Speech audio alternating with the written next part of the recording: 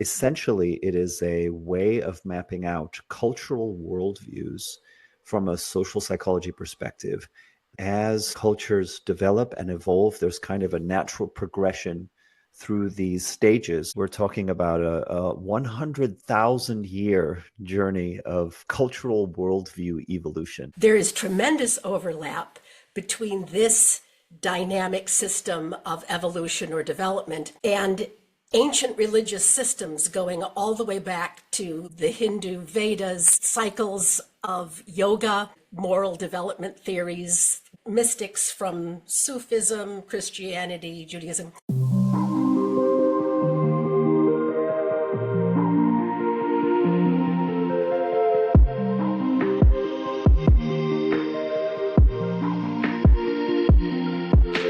I'm Andrew Shepard.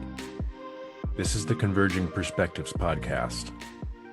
So today we're going to be discussing spiral dynamics. And with me I have Julian Walker and Rebecca Armstrong. Julian Walker has a lot of insight on this topic in particular. The reason we want to talk about spiral dynamics is because I think that it may have some insight for us into understanding why we can't understand each other, because we're literally in different psychological worldviews that just don't have the same value sets, or don't have the same perspective on reality necessary to go, oh, I agree with you on that. It's just like, no, everything you're saying is wrong to me. And so I think that looking at this theory might give us a little bit of insight into why we're not communicating well and how we might do better by understanding and respecting each other's viewpoints. So I'm going to do a quick-ish introduction to the concept of spiral dynamics, because it is complicated and it gets more complicated the deeper you get into it. If you're on the video, you could see there's an image here of the system. It's called spiral dynamics because it's not a hierarchy of mental intelligence or anything like that. It is kind of a hierarchy of complexity. They're all necessary levels. Just as a human being develops, you don't lose your instincts while you're becoming more intellectual. If you forget your instincts, that could be a problem for you. Let me just add here, if I might. This spiral dynamic system is based on the work of Claire Graves, who is a social psychologist who did a lot of research into all of this in the 1960s. Two of his most prominent students, Cowan and Dombeck, were two of his sort of foremost students who ended up continuing his research and putting it into a really accessible form with their book Spiral Dynamics, which I believe came out in the 90s sometime. It's been a long time for me since I was really in that world. But essentially, it is a way of mapping out cultural worldviews from a social psychology perspective, that their contention is that as cultures develop and evolve, there's kind of a natural progression through these stages of ways of looking at the world and ways of valuing or prioritizing very specific aspects of reality and of society and of what it means to be human, in terms of how we view morality, in terms of how we think about what should be prioritized, in terms of how we find meaning and what we are committed to. And I'll just add, as a sort of mild tangent here, but I think it's relevant, there is some overlap with Jonathan Haidt's work in moral psychology, in terms of trying to get inside the mindset of the person you're talking to, in terms of what they value and how maybe it differs from what you value, and how that maybe is an underlying area in which you can understand where you're missing one another. And as another preamble before we get the full Monty from Andrew here, there is tremendous overlap between this dynamic system of evolution or development and ancient religious systems going all the way back to the Hindu Vedas, the cycles of yoga, of course, all of the moral development theories more contemporaneously, but mystics from Sufism, Christianity, Judaism. So as you hear this description, keep in mind, this goes all the way back. Humans have always noticed that there appears to be some kind of dynamic growth in the human spirit and in society. So whatever you're familiar with, I think you're going to hear echoes of it as Andrew describes how spiral dynamics is illuminating this phenomenon. Essentially, it is an idea of stages of development of consciousness, that at the very basic level, the beige meme, as they call it, and a meme is sort of a cultural unit, or a measurement of culture, a kind of function of culture. And a meme is sort of a cultural unit So the beige meme is this survivalistic instinct level, which we all have. I see prey, I go after it. I see a predator, I run. But when you get into more complex groups of people, the next level, the purple magical animistic level, using stories and thinking about the energy or spirit within objects and the world, superstition, old world religious concepts. People begin to get a little annoyed at the lack of individuality that they're experiencing in this tribal group think meme. And so then arises the red meme, which is a more egocentric meme that has a lot more to do with individual power. There's a sense of power in this that is really exciting for all human beings. And it inevitably leads to other problems of dominating and oppressing other people. And that leads us to the blue meme, which is more about organizing the collective around a grouping of values, concepts. It often has resulted in religions, the mainstream religion as we know it, which sets down precepts of values that these are the things that unite us. And it also is related to authoritarian regimes. Again, you get the loss of individual freedom, which then leads to the evolution of the orange meme, which is associated with capitalism and the Industrial Revolution and the Enlightenment too. And that really has been the last 500 years of history has shown how amazing that level of consciousness can be. And we have had some negative results of that being the planet getting pretty mucked up, some people becoming extremely wealthy and powerful, and other people starving. Therefore, a new meme then arose, the green meme, which is more of a communitarian, egalitarian meme. Essentially, 150 years ago, this meme really started to rise in the Western consciousness to try to fight back against what they were seeing as gross abuse of industrialization and factory workers making people infertile in banana fields. So this one cares a lot more, again, about the group, and it cares a lot about individuals who are not getting a fair shake, who are not represented by the majority consensus of the culture. The green meme is where you see a lot of sort of liberal cities today, San Francisco, Los Angeles, New York. And there are issues with the green meme as well that a lot of these philosophers, and particularly Ken Wilber, criticized as becoming essentially a postmodernist morality, that it has a lot of its own problems, that's sort of not being honest with itself. And maybe Julian could talk about that.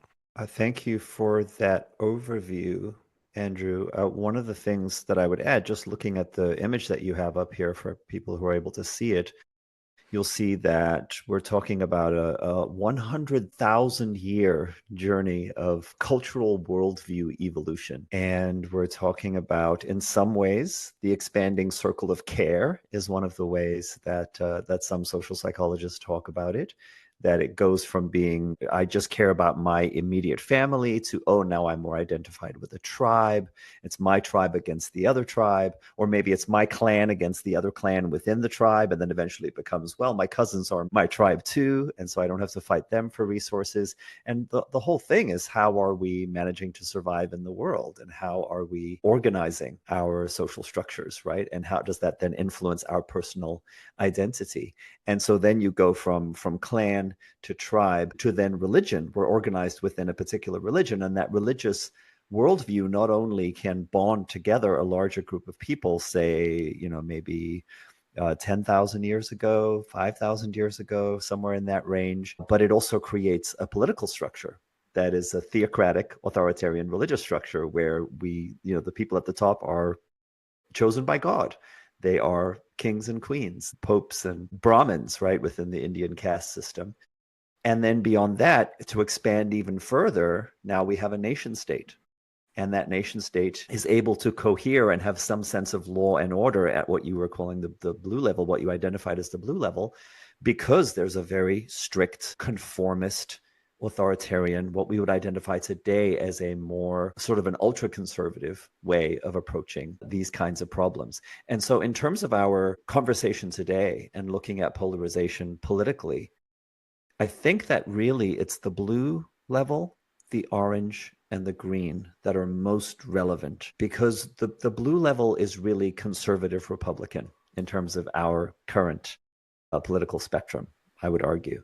The orange level is libertarian Republican, very focused on capitalism and on the market, the mysterious hand of the market making all things, be what they need to be. And so then there's also a lot of overlap there with corporate Democrats and more centrist and maybe even right-leaning Democrats. And then you also have within the orange meme more capitalist, but more democratically aligned, progressive on social issues type of Democrats, as well as now moving into the green meme within the Democratic Party. That's where you have the real progressive, multiculturalist, intersectional. Again, it's the expanding circle of care. None of us are free if one of us is in chains. Everyone must be accounted for. We want to have total inclusivity, and the whole thing that the right rails against, DEI, is a perfect example of green level thinking, that we want to make sure that every single job that is ever put out in the marketplace, people of every race, people of every gender and sexual orientation, people who are immigrant lesbians who are in a wheelchair, who are non-speaking autistic people, they also get a chance to try out for this job. This, I think, starts to blossom really in the West during the 1960s. There's a real sense of wanting to create as much fairness and equality as possible, which obviously is beautiful. And I think most people listening to us today or watching this would resonate with that. The shadow side of that can sometimes be a real classic sort of oversimplified interpretation of postmodern philosophy, which says there's no absolute truth. Science is just another narrative. Morality is actually very relative. Who are we to say that people on the other side of the world shouldn't practice female genital mutilation? That's us imposing a kind of very oppressive attitude on them.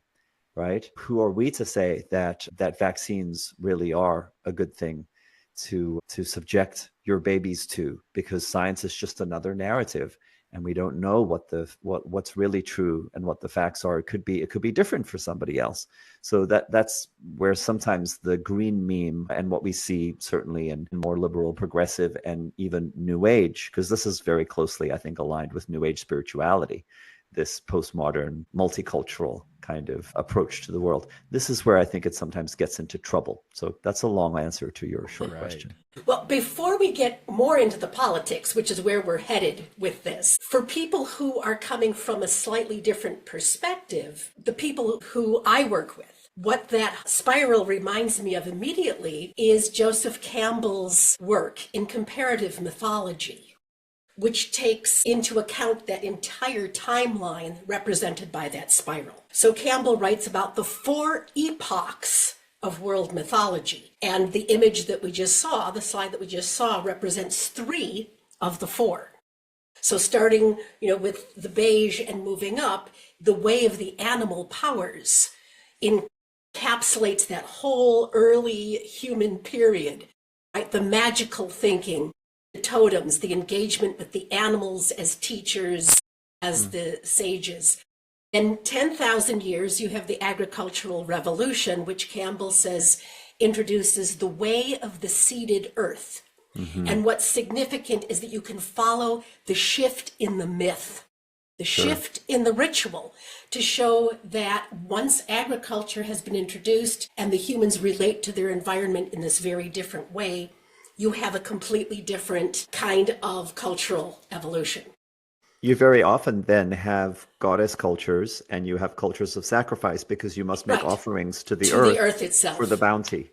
And then, of course, the third epoch is what Campbell called the way of the celestial lights, which is when humans have now been able to have enough iterations and generations of stargazing that they have recognized there is a determinable order to the heavens. And this is the rise of the city-states. So many ancient cities actually built as mirrored reflections of the cosmos. The rise of the kings, the authoritarian center, the solar and lunar god, goddess, king, queen. So that whole epoch now ushers in a very different relationship of humans to the environment. As we move into the second tier of spiral dynamics, we'll also get Joseph Campbell's fourth epoch of world mythology, which again he lenses in as a shift of narrative and our relationship to the cosmos, which necessitates a change in our social structure and the personal psychology that we experience. So Andrew, are you taking us deeper into the politics, or are you introducing tier 2? Yeah, so there is a tier two, which is largely drawn from Ken Wilber's work on consciousness. And it's important to just mention that they call it tier two because it seems like a quantum leap in thought. But again, people have been digging into integral and later a non-dual mindset for thousands of years. It is the basis of a lot of spirituality and mysticism. Pragmatically, it's about more complex problems need a more complex mindset to solve them.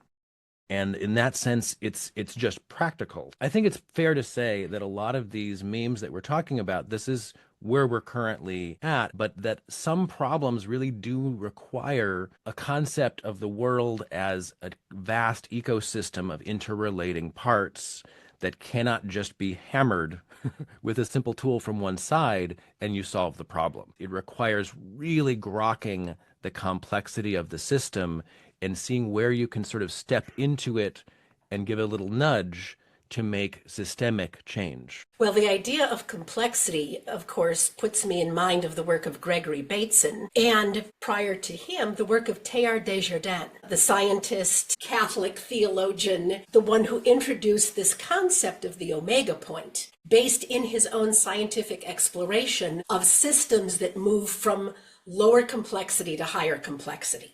And that's why this idea of the omega point is so interesting, because he's trying to marry science and religion, or science and mythology, or the new narrative, with what he's observed about the evolution of planetary organisms. So this idea that as things complexify, they require greater and greater engagement of the parts that are now working together. He saw a parallel between the Earth systems and the human systems. And he attached this sacred value to that. In a sense, what Teilhard de Chardin was suggesting, to use another meme or expression, is that ontogeny recapitulates phylogeny.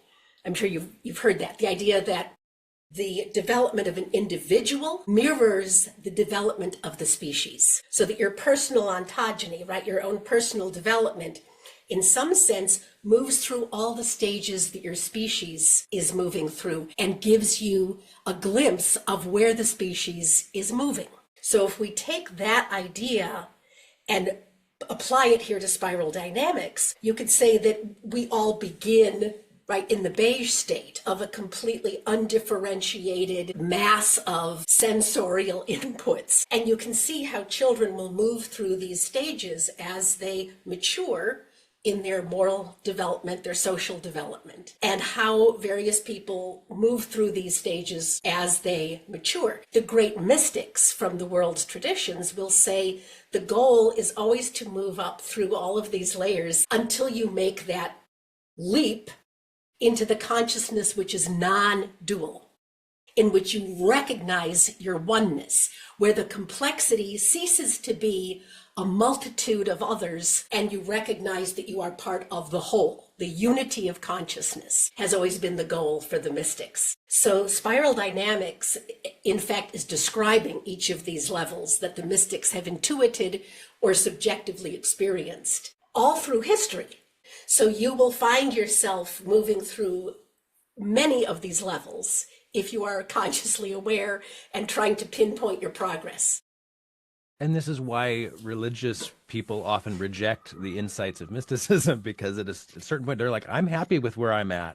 I like this authoritarian theological culture. I don't need to go up there to this weird place where no forms of or concepts are real anymore. I don't need that. Which is why Carl Jung said religion was invented to protect people from the divine.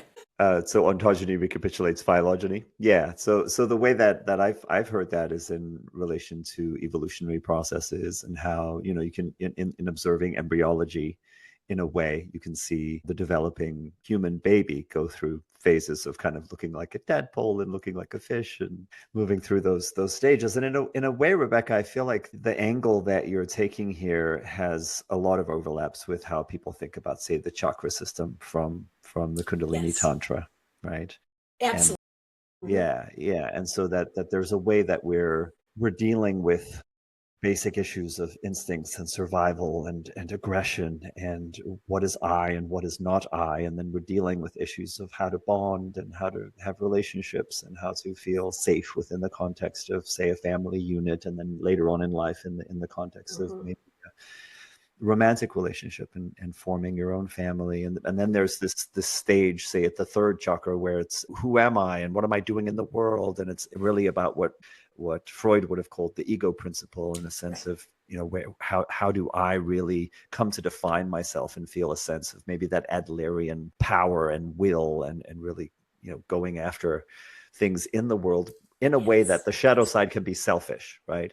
And then that maybe at the heart chakra it now becomes more about compassion, empathy, and we can see that in terms of this green worldview, that's very much where people who are of a more spiritual or religious or mystical kind of mindset will very much identify with, there's this awakening of a sense of empathy and compassion and actually selflessness, that from a psychological standpoint, you probably need actually a very strong and stable and steady sense of self that's not overly defensive or reactive or needing to put down others in order to feel secure. And then once we get up into the upper chakras, we do, I think in the more spiritual kind of vernacular, we do start to talk more about qualities of being and states of consciousness, if you will, that are harder to describe. And we do start to lean into mysticism. Anytime we talk about non-duality, we're in very, very interesting territory that can sometimes be kind of amorphous, and words can mean different things to different people, or they can mean different things depending on which system you're drawing from. And it's one of the things that I think gets tricky about spiral dynamics, because spiral dynamics is indeed often used as a way of talking about stages of spiritual development in the same way you might talk about the chakra system, or other people like Aurobindo, or even Desjardins, who had this idea of and the biosphere and the noosphere, right? These different ways of sort of ecstatically reflecting on our interconnected web of being, if you will. Right. And so when Ken Wilber comes along in the sort of mid 90s, maybe early 90s, mid 90s, and discovers spiral dynamics, he integrates it into his body of work, which is what Wilber did his entire career. He basically starts off in I think maybe the mid 70s, talking about Eastern and Western psychologies have different ways of thinking about what it is to be human. How do we integrate the two? And very early on, he has a book called Spectrum of Consciousness, where he's talking about stages of development, going from like Piaget and Kohlberg into looking, say, at Tantra, or looking at Aurobindo, looking at integral yoga. How do these things intersect, and what might they have to offer one another? And at that time, his idea is essentially, we have different places where we get stuck. Right. And you might be stuck in a place that this meditation technique can help you with better than this psychotherapeutic technique. And vice versa. You might be stuck in a place where this particular way of thinking about it spiritually would be better. You'd be better off substituting that with this way of thinking about, I need to work on my trauma. I need to understand that my father wound is actually like messing up the gurus that I choose, for example, right? He starts off there, but then over time, over the course of several decades, his work just keeps expanding and including more and more different disciplines. And of course, for people who have that kind of galaxy brain sensibility, it's very fascinating. And for people who have the mindset where we love charts and we love graphs and we love seeing this large kind of systems way of thinking about things, it's super exciting. And you can start to have all of these categories. It is very intellectual. It's very conceptual. And one of the things that I found is a lot of people in those circles think that being able to spell the word non-dual means that you now know what non-dual consciousness is, right? Without any meditation practice, without any further study, without any cross-cultural kind of curiosity. It's like, no, I've heard that the next stage is non-dual realization, and I'm going to self-identify as being at that stage because I'm reading this book, and obviously I'm going to put myself at the top, and obviously the author is also at the top because they know all of this stuff. So one of the things we have to name is this whole project of coming up with stages. Inevitably, there's going to be a value hierarchy. And inevitably, there's going to be this pitfall where one can always assume that, like, I've created this set of stages from the vantage points of being at the highest one myself. Right. So and of course, for a thinking type, reading the menu is always assumed to be as good as eating the meal, Yes, yes, right? to reference Alan Watts, right? A lot of people have read the menu. But I think what you're saying, Julian, is that someone could be at the authoritarian blue meme and they would create a different system that puts that at the top. I'm at the superior state of consciousness, Oh yeah, just absolutely. recognizing my theology's right. Well, that's Christian nationalism, right? That's any form of religious fundamentalism says we actually know what the purpose of life is, and it's to please God in the following ways as laid out in these scriptures that we're going to interpret completely in a completely fundamentalist way. And anyone who's not doing that, we actually feel justified in imposing our will upon them. So yeah, that's Well, something about being human. what's even more psychologically confusing is that each of us may be at different stages in different phases or places of our life. That the way we relate to our family may be at a tribal level, whereas when we go out and lecture in public, we are speaking out of a stage that is, quote, higher on the spiral. And we don't ourselves recognize that we are still operating, we're moving up and down all the time through these levels. To be humble about it, to be honest and truthful, we never actually leave those levels, which I think is what Ken Wilber was referring to when he said, you know, the advantage of this growing consciousness and awareness is that you perceive that you have all the levels still alive in you. You're not delusional about thinking that you've arrived and all the rest has been left behind. How quickly we can go tribal when we're under threat. Yeah, I mean, I think one interesting point of clarification for anyone new to this stuff is that something like spiral dynamics, in terms of the broader sweep of integral theory, it fits in a particular place in terms of thinking about cultural worldviews and social psychology. Wilber's bigger model is kind of based on, first of all, the four quadrants, which is too much to get into right now, but different ways of finding out knowledge about the world. And it has to do with subjectivity and objectivity and personal versus collective and how those intersect in this four quadrant model. But then moving through all of this, as you just really, really beautifully said, Rebecca, is this understanding actually that there are different lines of development that are moving through different stages. And we know this intuitively, right? Someone can be very, very highly developed cognitively, but actually at a fairly early stage of development, say emotionally or creatively. Someone can be very, very spiritual, but actually have neglected a whole lot of psychological development, or actually not really understand things like science and reason in a way that then means, you know, there's a lot of speculation about quantum physics somehow proves my magical thinking. Really, it actually doesn't. Yeah, in terms of our discussion today, there are so many rich overlaps that we could probably riff on for a long time. And I think that could be really fun. And then there's also like the pressing thing that I think, Andrew, from what I've gathered from our conversations and from your social media presence, is that you're really concerned right now with reflecting on and thinking about and putting messages out into the world that might be some kind of way forward in terms of the extreme polarization, in terms of the really living in different filter bubbles and in almost completely impenetrable fortresses of reality, where we not only have different opinions and values, we often have completely different understandings of what the facts are of what's going on in the world. That, you know, in those ways, I think spiral dynamics has, just thinking about, without even necessarily buying into the system or studying the system, just starting to think about more earnestly, there are these different worldviews, and it's not necessarily that the person who sees something from the opposite perspective as I do is evil. It's more so that we have been socialized into a way of looking at the world that has different values at the center of it. And that not only that, that someone at a different stage of consciousness might be, I might see them right now from my vantage point as my enemy on this ideological point. But if I could grok their state of consciousness, I'd go, oh, we're actually working at the same problem from two different angles. Yes. And we actually want the same results. Yes. So it's this all gets, I think, very nuanced, and there's lots of tricky little cul-de-sacs in it. But I do think that figuring out how to have better conversations is something I'm hearing from you a lot, right? Between Yeah. people who see things differently. This is where I think that Jonathan Haidt's work is very useful too. One of like a great example might be Jonathan Haidt talks about how conservatives tend to have they have, I think, 6 different core values that they really, really prize as being important, whereas progressives tend to just have, I think, 3. Three. Yeah.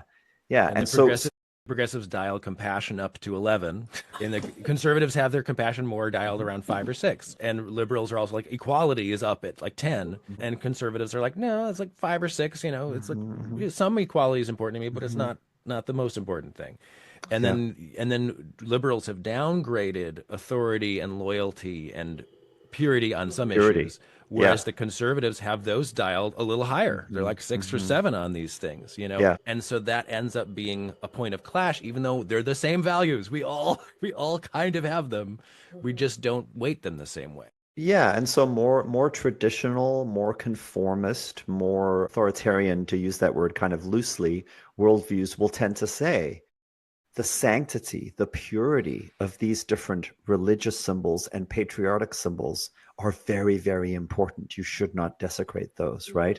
The purity of whatever set of taboos that we have around sexuality and gender roles, what it means to be a man, what it means to be a woman, which body part interacts with which body part in the bedroom while the Lord is watching.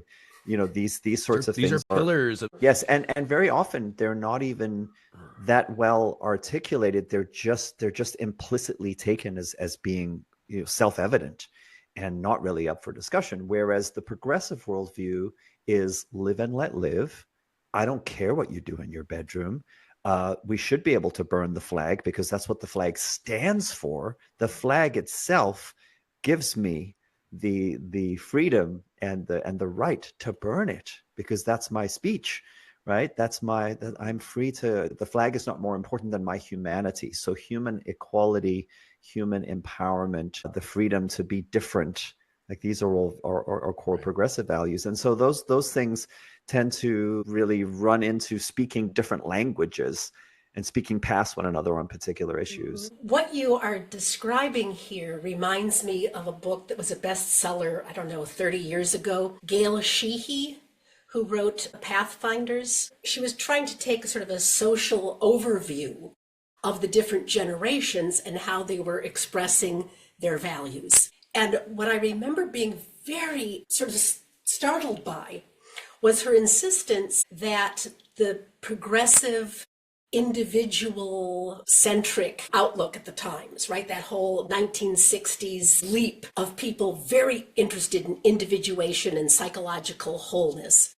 We're forgetting that society as a whole needs to move at a slower pace. And she lifted up the idea that there are tradition bearers who must be balanced against the pathfinders. That if everyone's a pathfinder moving at top speed into the future, society unravels. And that what you want for a healthy container for all humans is this balance of those who are upholding traditional virtues and those who are trying to innovate and push the envelope on the complexity that's demanding the new insights. Yeah. I was very young when I read that book, and it made a very big impact on me. And I think that Spiral Dynamics is trying to iterate the same thing. The goal is not merely to go as fast and furious up this ladder. It's not a ladder. Every portion of it is required for the collective body politic to be in health and balance. So that seems like a really important thing to underscore again. Yeah, and I want to just add to that even though liberals may feel like this is super important that we move forward on this, people are suffering right now. If you leap ahead without respecting the tradition bearers, you create a severing of the connection. You're burning the bridge that is necessary to create change in society. And it's like you may feel morally justified in that view, but trying to just discard people from the past isn't useful, especially when they may be even more entrenched in their viewpoint because of all certain circumstances causing them to be in a more fearful state than normal. And that needs to be addressed first. You can't just leap to the green meme when you're in a sense of self-preservation. You just can't. Yeah, so in a way, all of this has its media mirroring in what for maybe the last 30 years have been called the culture wars. So what are the culture wars? The culture wars are these different stages, these different memes, these different worldviews battling with one another, very often demonizing one another. That if we could just get rid of this particular worldview, everything would be better. They're the big threat to us. And both sides do this, and I should hasten to add, I think one side often has more of a point than the other side, because there actually still are some facts of the matter, and there actually are ways to like do good moral philosophy where you come to some fairly strong positions on certain topics. But I will say here, as someone who identifies very much as a progressive, that the Democratic Party, in terms of its electoral strategy, and the quote unquote left in general, a lot of people will correct me and say we don't really have a left in America. We just have two sort of corporate center-right parties, which is kind of true in terms of global comparisons. But what we call the left in the US has fallen into exactly what you were just describing, Andrew, and this is sort of an unpopular thing to say, that the centering, I think with very good intentions, of the most activist voices from organizations and from campus politics as being the ones that the Democrats really needed to listen to.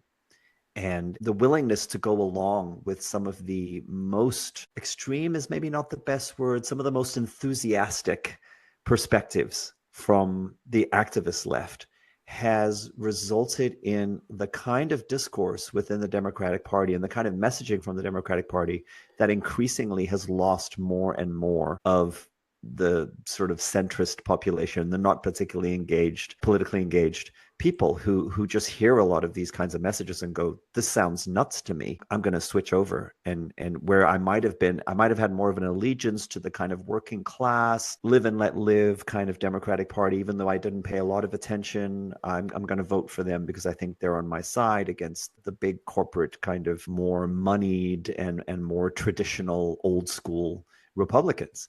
A lot of those people have moved to the right. And that was, I think, the story of this last election. I could be more specific. I think a lot of the way that the Democrats handled Black Lives Matter, a lot of the ways they handled the George Floyd protests, a lot of the ways that they've handled transgender activism has been counterproductive and has done exactly what you're talking about, not recognize that the center of gravity, and as you said so clearly, Rebecca, the center of gravity within the collective moves more slowly than the people who are advancing at the frontier. Mm-hmm. And sometimes the people advancing at the frontier are sincerely doing their best and getting certain things wrong.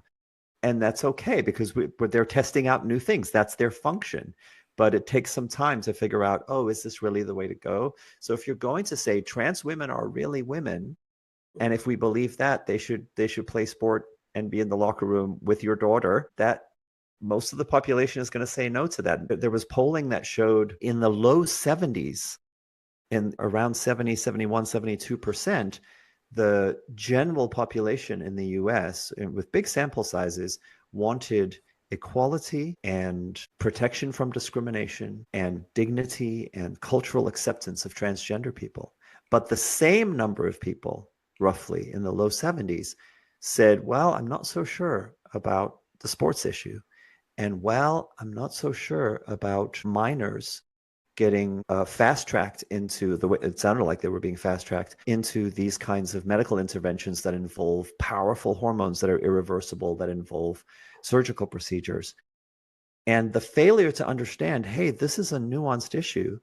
And the fact that people are opposed, say, to trans women in sports with females and may have some misgivings about their kid hearing certain things in school, which make them think maybe they're transgender at 12 and they need to get on hormones, or 13 or 14. That doesn't mean they're transphobic. That doesn't mean they're bigoted. That doesn't mean they're Nazis. And that if your messaging says that to them, well, then the 70% or more who were saying we want all of this kind of friendly, inclusive, tolerant protections under the law, you're going to start to lose that support, because you're actually the one who's bundled those issues together. So that's an example. Another example with the George Floyd protests was, the CNN reporter who's standing in front of the gas station that's on fire saying the protests have been mostly peaceful. It just didn't work. It's like you have to be able to stand there and say, we take police brutality really seriously. We take racism really seriously. We want cops who are engaging in illegal activity to be punished to the full extent of the law. And we also want to recognize that various kinds of protests and rioting and lawlessness is just not something we're going to pretend is not happening. And I think a lot of these issues ended up playing out into the situation we find ourselves in now, where we're radically rolling back all kinds of democratic freedoms, checks and balances, norms of what it means to ultimately to live in a democratic society as we are becoming increasingly authoritarian. Well, as someone born in 1955, I've had the fascinating opportunity to live through so many of those giant leaps forward in terms of social newness. As a Unitarian minister, I was on the forefront of officiating same-sex weddings, 15 years before it was legalized in any state. And to be able to witness the change, which actually, in terms of timing, is radically fast. From absolute abhorrence that will never happen, I would never acknowledge a son or a daughter who came out as gay, to the parents doing the blessing at the wedding ceremony for their gay son and his new partner, And so the expected backlash had to come because it was too fast. You can't have that much change in a single generation or even in 2 generations. The backlash against the women's movement, which has been ferocious and ugly. Yeah, a lot of us anticipated that because there's a certain speed at which society moves. And if you do not honor it, you will be at the mercy of the great retrenchment that is on its way to push back in order to maintain that stasis that society desperately longs to have. Right. And it moves at that speed because of the dialogue, right? Because how much can people have a conversation that actually changes their mind on something? And I think that we saw rapid changes in views, general American views on gay rights in the early 2000s. And you saw that Obama ran for president basically saying, I'm against same-sex marriages. And then by like the middle of his presidency, he was like, same-sex marriage is great, and who knows what his real viewpoints were before and after. But essentially the shift happened very rapidly and with a 10-year period. But I think that it happened because people know gay people. Everybody has a family member or a friend, and so that you could have real dialogue with somebody who knows what they're talking about. It's not just, I heard terrible things about that, they're evil. You don't just have a soundbite. And I think that what's happening in the trans issue is that not everybody knows someone who's trans, and they can actually have a conversation with them to get the real meat of an emotional and the practical realm around it, and the legal things, like what's actually legal, what's actually being encouraged. I mean, there may be overreach on that. And I think the issue being popularized is maybe more problematic than any of the actual legal or moral issues. Yeah, and that's the thing with culture war. So the right is very, very active and very skilled at creating culture war political footballs and creating moral panics. And so a lot of the trans controversy is a moral panic. It's like, wait, how many people are we talking about here, and how many athletes are there, and how many kids have actually had this done? I mean, there's a famous moment where Mike Walsh, who's a Daily Wire, Matt Walsh. Yes, sorry, Matt Walsh. Yes. Yeah. Mike Walsh, maybe a 60 Minutes guy. So Matt Walsh, who's a super right wing, patriarchal, often says quite Catholic, often says quite racist things. He describes himself in his Twitter bio sort of half tongue in cheek as being a Christian fascist or something, Christian nationalist fascist, something like that. He goes on Joe Rogan, and he's, of course, talking about the transgender issue because that's the big one that they've realized can elicit a lot of reaction from the people that they want to impact. He's going on as if he's an expert on it, and this happens, and these terrible things are happening to these kids. And it's a really big deal. And Rogan says to him, and by the way, Rogan is not pushing back. He's just having a conversation. Joe Rogan says to him, so how many kids do you think this has happened to at this point? Walsh says, well, it's got to be in the millions at this point. He says, really? In the millions? Jamie, would you just look that up real quick? And while he's looking it up, Walsh goes, well, I mean, it's definitely, hundreds of thousands every year. If this has been going on for the last 10 or 20 years, I would estimate he gives some big number. They look it up, and it's that there were 4,000 kids who got gender affirming care over like a multiple year period. I forget how many years. It may have been 5 or 6 years. But the number was orders of magnitude lower than he was making it out to be. And he still said, well, but I would think it's got to be in the hundreds of thousands. And now he's talking cumulatively. And Rogan says to him, yeah, but a million sounds really good, doesn't it? So yeah, this is the thing about the culture war stuff. I think you're right that what we saw happening with gay marriage was this really big sea change that did have to do with people being able to have empathy, right? Their empathy became very personal. And that is a result of decades of activism of gay people saying we will not be closeted anymore. We're here, we're queer, we're not going anywhere. Deal with us, and some of that is abrasive in a way that maybe alienated certain people, but it's also a bold statement that over time, more and more, you realize, wow, you actually do know gay people. They've just been hiding it from you. And now that they're not hiding it anymore, oh, it's my nephew. Oh, it's my sister. It's my good friend at work.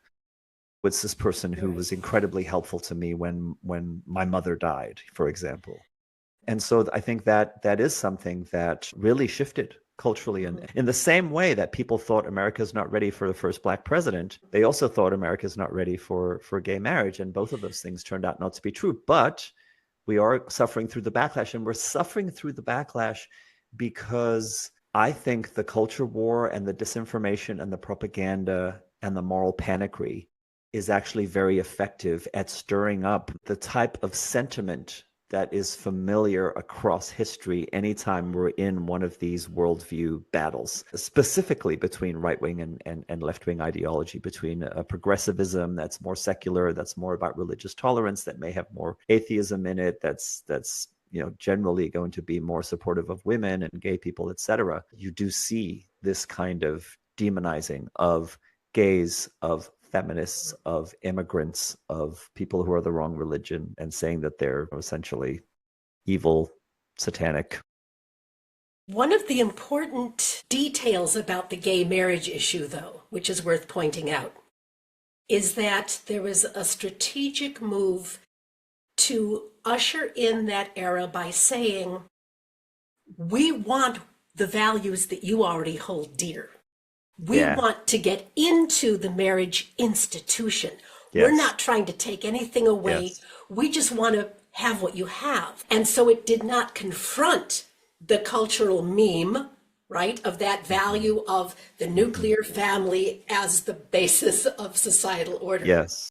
And I think that was absolutely key into making it more tolerable to the conservatives, because they were not actually being asked to change their own values. They were, in fact, having people added to the value system. And that, again, coming back to spiral dynamics and the insistence that change it from ideology to value systems. And you've got a new way to come into the conversation.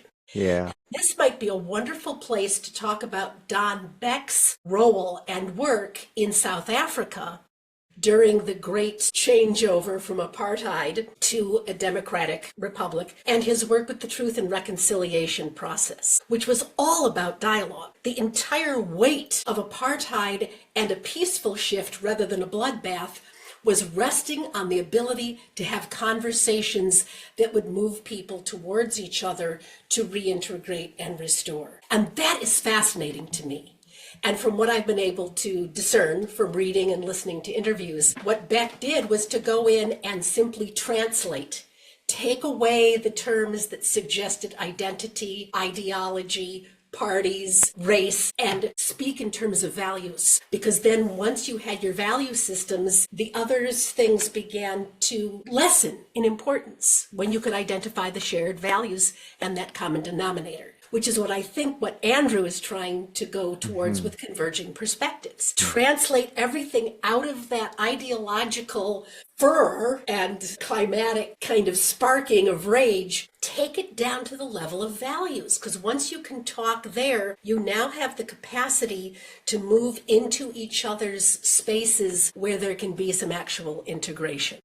To add on top of that, it's being conscious of what kind of mindset we're in while we're having dialogue. Because you may be trying to argue the green meme of peace and respect for all human beings while your body is in fight or flight mode Mm. down at the beige meme, hammering somebody in the head with your ideology, which is completely hypocritical to what you believe in. And it makes you look like a fool, and it also is counterproductive to the concept you're trying to propagate. Most of us need to be rising in consciousness in order to have these conversations. And then we need to recognize, oh, there are all these threads of values that we have in common that we could build on first before we get into the nitty gritty of, okay, why are we disagreeing on this? Why is abortion such a sticky issue for us? Mm-hmm. Why are we bickering over the tax rate and about how much socialism this country has versus the meritocracy? How are we going to approach this? And I think it has to start from a calmer, less tribalistic state, which is hard, as Julian's pointed out. The political rhetoric is 6 times higher bang for the buck to turn people into tribalism justice warriors, to just make people hate each other and fear each other. That's more effective, so that's where the money goes. Yeah, I think that we had an extended period of time of relative stability in which politics was kind of boring, and in which the kinds of candidates that we had were, especially on the Democrat side, not so true on the Republican side, because you had Reagan, and Reagan was a real superhero to the people who loved him.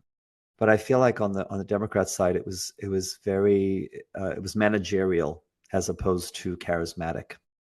And then Obama, I think, broke that mold. I mean, Clinton did to an extent, but Clinton was a very centrist. Like, he's going to balance the budget. He knows what he's doing. He inspires a certain amount of confidence in his eloquence.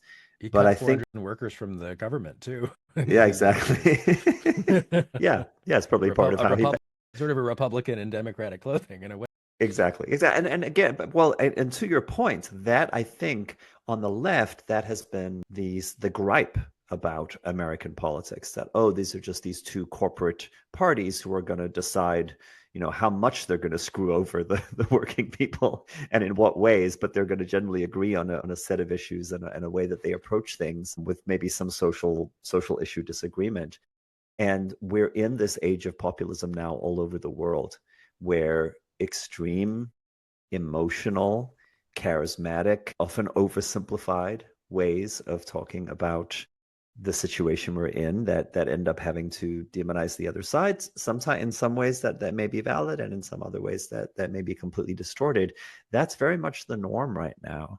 And I think Rebecca, to what you said, the idea that you start with civil unions being a way to institutionalize gay relationships and say, look, we want to be part of the society, and we want to be respectable, and we want to have all of the same rights and privileges that you do. But look, if you're uncomfortable with it on religious grounds, we'll just have something that is more legalistic and doesn't infringe at all on your religious territory. And then over time, as that became normalized, I think more people started to feel like, well, why shouldn't they get to have a ceremony in a way that we find really meaningful? Because we care about them and we don't want to discriminate against them. So I think that was very important. And then I don't know if you know this, but I grew up in South Africa, and so I was there during the peak of apartheid. And the Truth and Reconciliation Commission happened after I had left, but it was something I followed very closely. And that was a very powerful and very beautiful example. I think things like that had been tried in some other societies, but I think what they did in South Africa was really the most successful and coherent version of it. And it was very much about saying, look, we've gone through this absolutely awful period of incredible atrocities being committed and people being oppressed and murdered and tortured, and then of people on the other side, fighting for their freedom in ways that are completely legitimate and understandable, and then also in some cases committing their own atrocities. How do we come back from that as a society?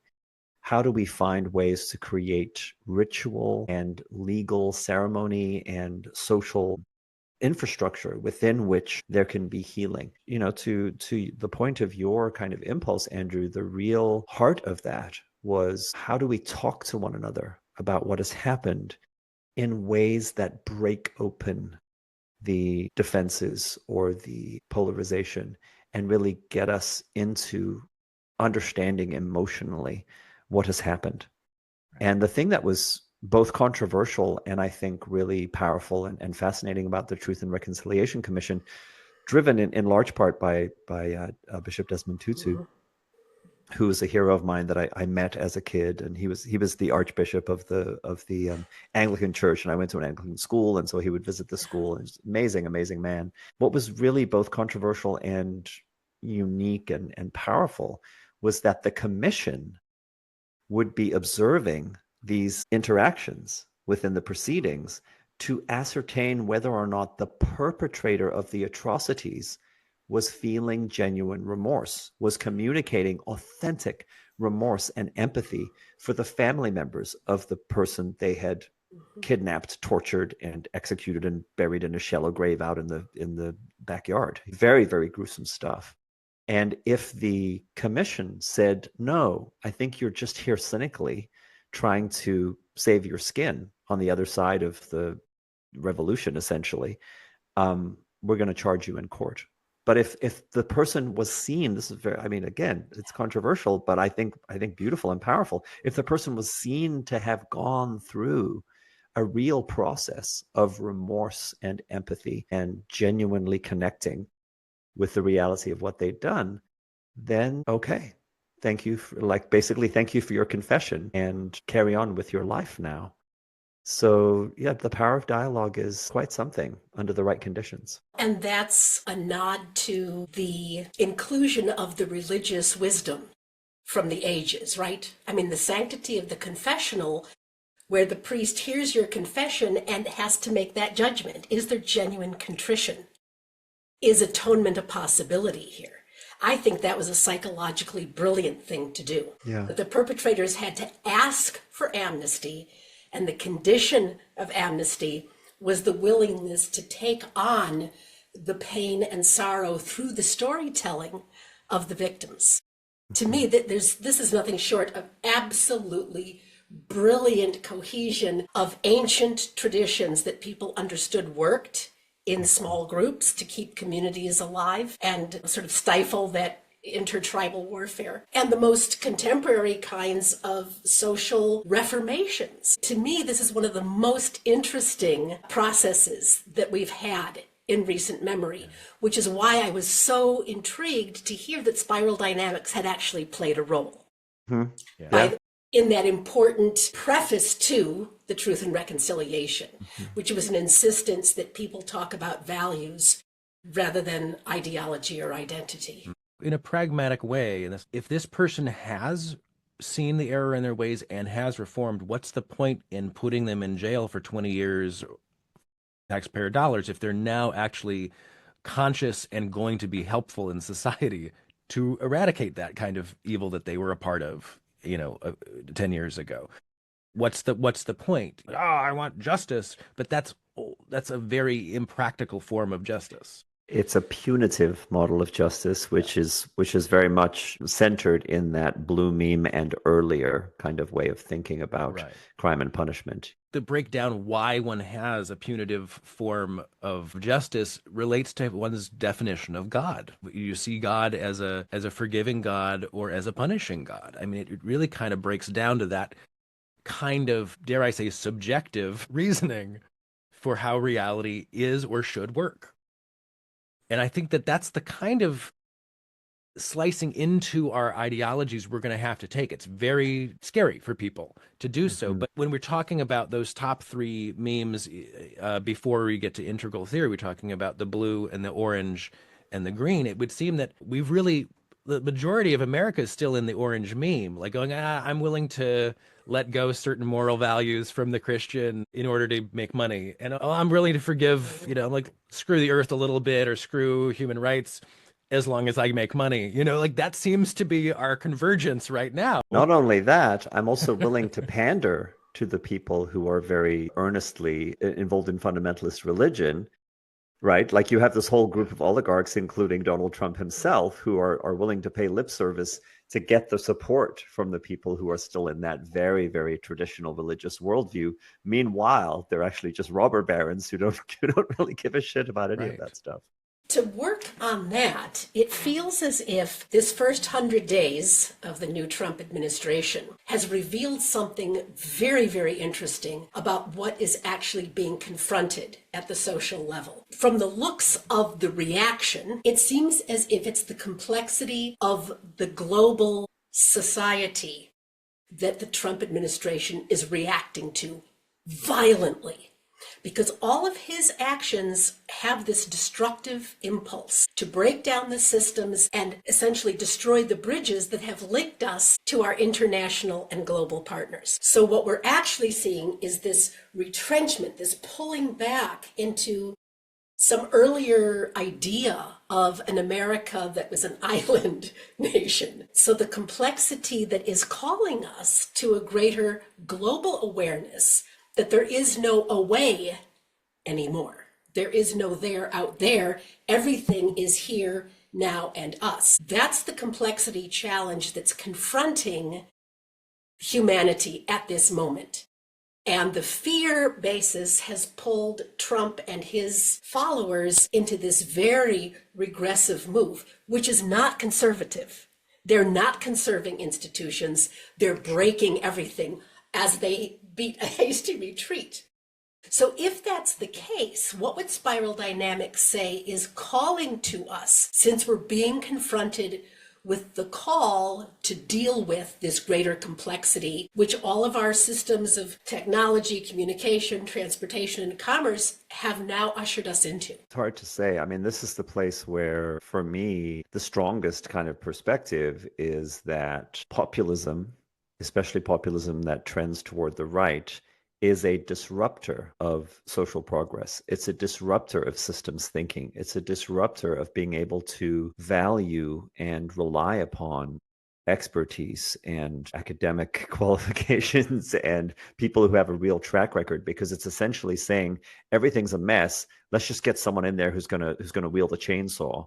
And I think what we've had since the post-World War II period is a governing class, especially in liberal democracies, who have understood we have to work together so that we don't have a war like that again. We should have trade agreements that allow us all to thrive and prosper instead of being fiercely competitive in a negative way with one another. We should care about whether or not authoritarians are taking over societies, and we should probably get in there militarily, for better or for worse, so that you can argue on a case-by-case basis, and try to preserve some sense of cooperation and peace and democratic freedom and human rights. And all of that is being subverted right now. So one of the distinctions that I think is really crucial here is between the political debates that are happening in parties on the culture war stage, between different models of leadership, different types of political, propagandistic sometimes, but we could just say ideological messaging. There's a distinction between that and the conversation that's happening in the broader society, and how different demographics are resonating with different types of messaging. Because I don't think we live in a society that wants to be authoritarian. I think we have authoritarians who have figured out how to get the society to rubber stamp their vision through deceptive populist messaging. And so that the educational and the sort of, I don't know what to call it, the cultural communication puzzle is really how to reach people who are still reachable. And I think, in a way, these first 100 days are sort of handing it to us a little bit on a platter, because there's a lot of people who were maybe not fully all in on MAGA, but they thought it was going to be good for them, who are realizing this is not what I signed up for. And they're probably gettable if you have a good message that doesn't alienate them or try to push them too far forward in terms of your progressive enthusiasm. So, Right. That's a great analysis. And I want to add another thing about spiral dynamics here, that I think that, and Don Beck at one point claimed Trump was at the orange meme because he's a capitalist, and I just don't buy it for a second.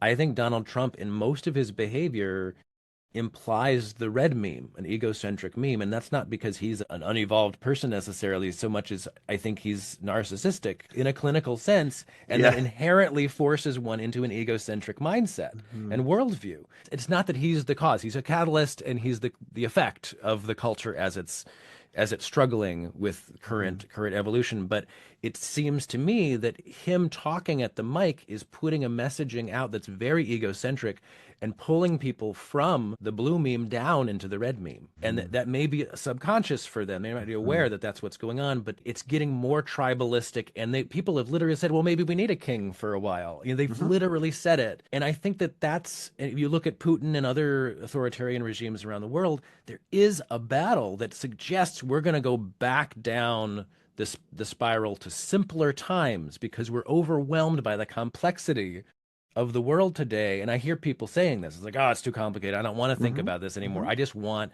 someone, a hero, who will save the day for me. And I think that's Donald Trump. And so that, I think, is the real challenge. And people up at the green meme of complexity, trying to argue for this complicated multicultural society, just don't have the emotional gravitas to connect with people who are several stages lower in their bodies, wanting to have power and simplicity and identity, particularly when they've lost a sense of identity. Yeah. I'll keep the feminist theory out of it, but it's very clear that men in America have been feeling under attack for at least 20 years, and more so since the Me Too movement. And there's been a lot of talk about the feminization of the professions, the feminization of education, the feminization of politics, that everywhere men look, they are being replaced by female faces. And we have to assume that there is a deep resistance to being replaced in that sense in society, because the, quote, traditional place of women was in the interior life, the domestic life. And now it isn't. Now women are more than 50% of those getting degrees and moving up the corporate ladder. So I think that this is, I say an aggravating factor, that there is a masculine yearning to come out as the warrior, as the lumberjack, as the clearer of land, right? I mean, when Elon Musk came out with his chainsaw, I was like, oh my God, this is an ancient archetype.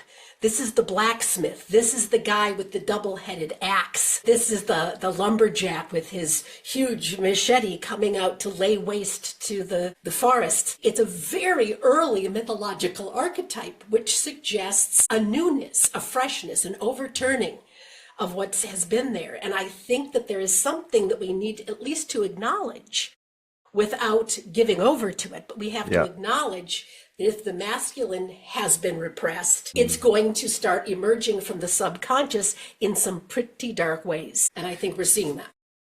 Yeah, I mean, this struggle, especially in the culture war sense, has been going on for a while.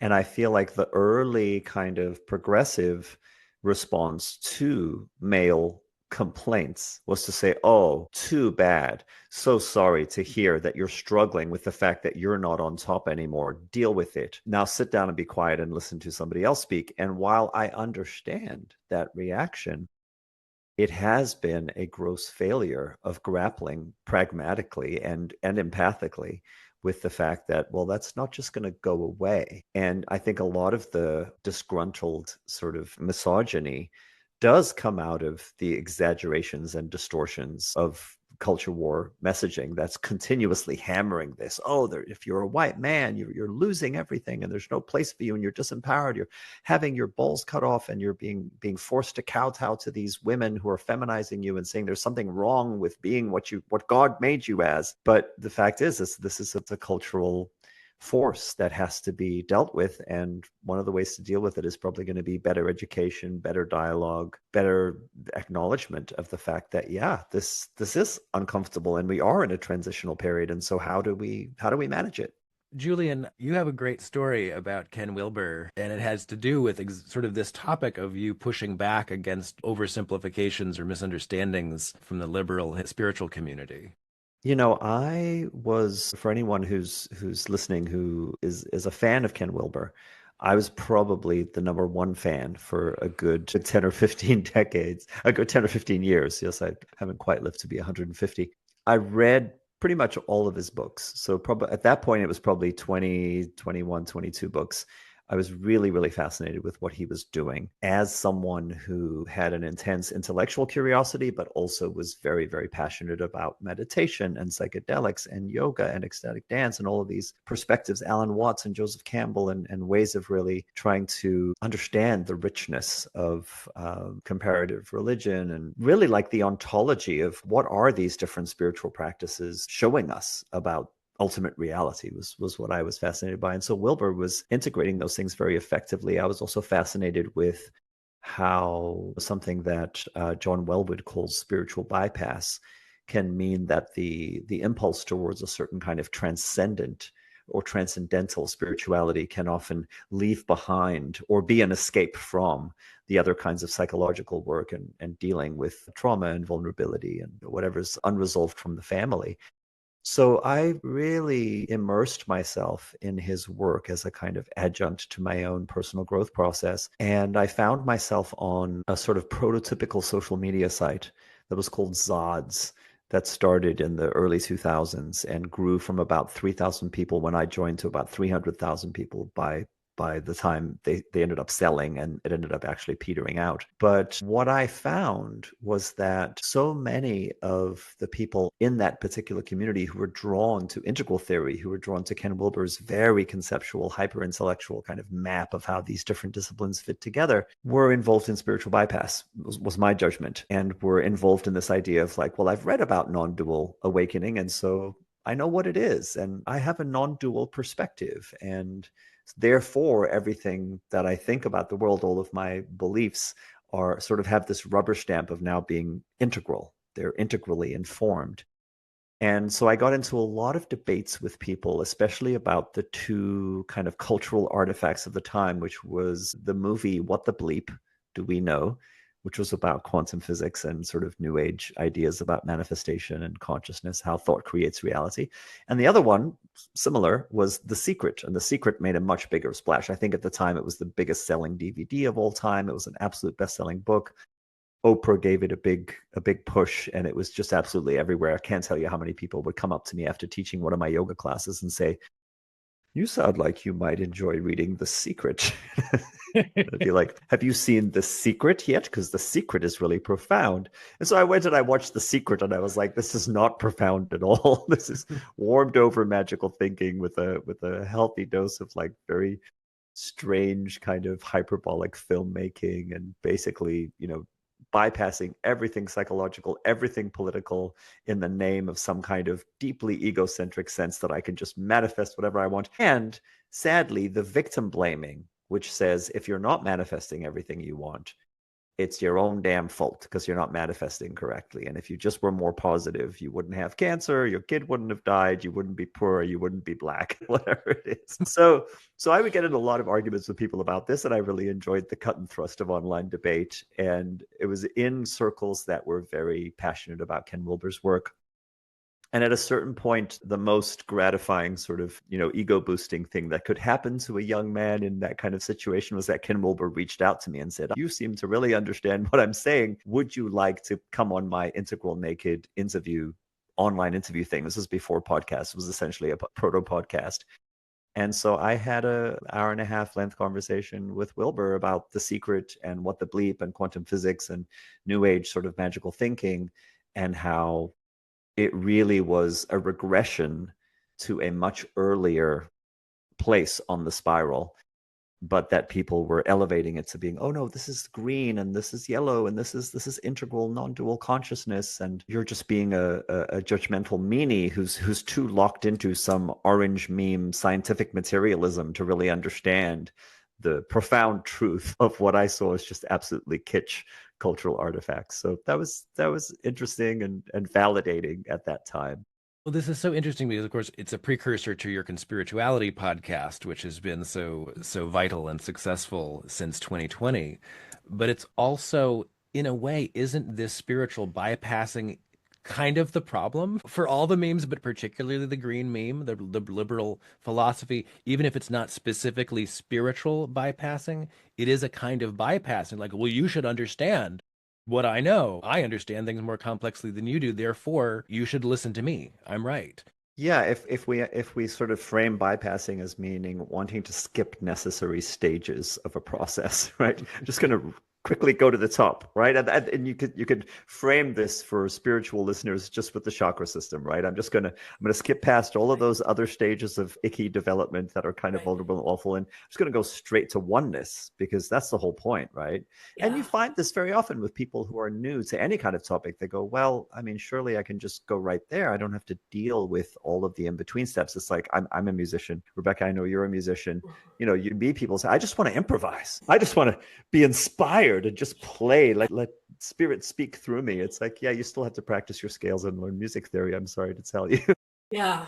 Well, importantly, I remember Joseph Campbell talking in some dismay about the number of people who'd read his book, The Hero with a Thousand Faces, and were all gung-ho to become a hero, to be on their own hero journey. And they all wanted to talk about the moment where you get to ride off to the castle with the princess, right? He said, it seems like they have forgotten the whole Road of Trials chapter, right?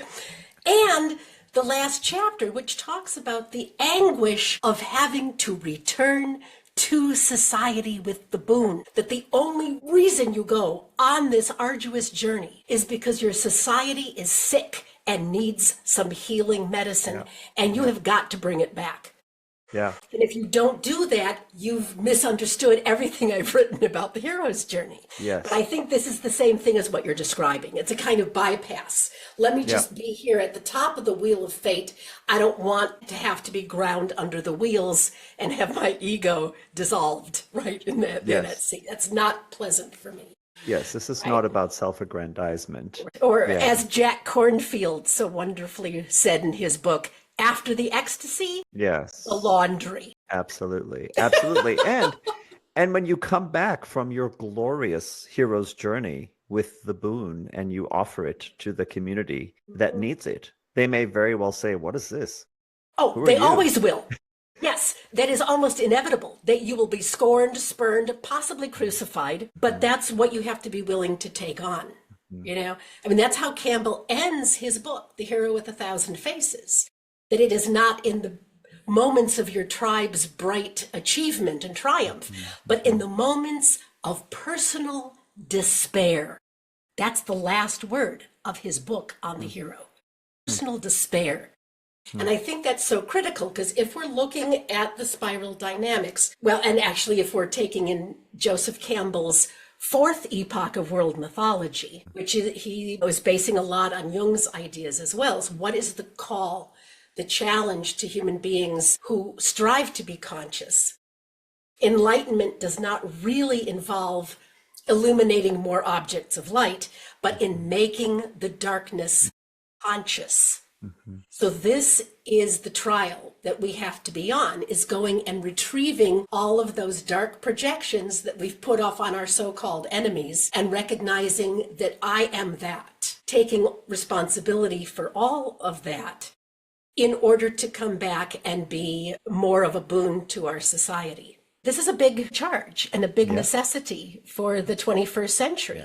And I think that working with spiral dynamics to some degree, these concepts, just understanding these ideological frameworks that we may be inside of and we're not aware of it, is that bringing up of the subconscious to go, oh, this is kind of what's operating within me. It isn't necessarily me, but I am now aware that this is my motivation. I think that's where we're going to get to some kind of traction with this polarization, with this disintegration of society. Absolutely. And with all of that, it still remains important for me to say that sometimes it's going to be necessary to just stand up in the face of tyranny and say no. That's part of it too. And thank you, Rebecca. It's wonderful to meet you and get to interact with you in this way. Really delightful. And that is my favorite quote from Carl Jung. I absolutely love that idea, that insight from him. And I long have had my pocket version of Joseph Campbell's collected writings of Carl Jung, which is my favorite way to consume him. So thank you. Thank you for that. Mutual pleasure, Julian. Really, really delighted to converse with you.